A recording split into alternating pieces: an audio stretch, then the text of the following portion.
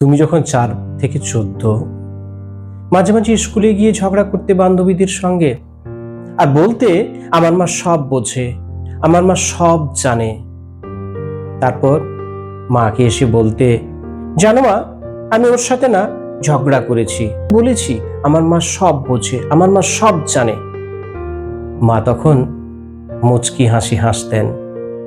তারপর তুমি যখন 14 থেকে 18, মাকে এসে বলেছিলে তোমার বন্ধুর কথা। মা তখন বলেছিল, ওর সাথে মিশিস না, ও ভালো না। তুমি বলেছিলে, না ও ভালো, তুমি কিচ্ছু বোঝো না, তুমি কিচ্ছু জানো না। সত্যি